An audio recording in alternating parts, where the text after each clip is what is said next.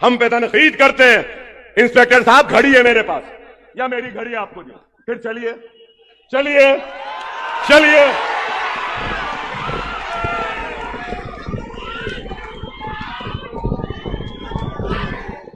अकबरुद्दीन ओवैसी के खिलाफ मुकदमा दर्ज। जनाब अकबरुद्दीन ओवैसी कायदे मजलिस मुकन्नना के खिलाफ संतोष नगर पुलिस स्टेशन में आज मुकदमा दर्ज किया गया है। डीसीपी रोहित राजू ने बताया कि दफा 353 ड्यूटी में रुकावट और आईपीसी की दीगर दफात के तहत मुकदमा दर्ज किया गया है। मंगल की रात जनाब अकबरुद्दीन ओवैसी पुराने शहर के ललिता बाग डिवीजन में इंतखाबी जलसे से खिताब कर रहे थे। पुलिस इंस्पेक्टर ने कायदे मजलिस को क़ब्ल अज़ वक्त जलसा खत्म कर देने को कहा था, जिस पर अकबरुद्दीन ओवैसी ने इंस्पेक्टर से कहा था कि अभी 5 मिनट का वक्त बाकी है। ज़राए के मुताबिक उसी मामले में केस दर्ज किया गया है।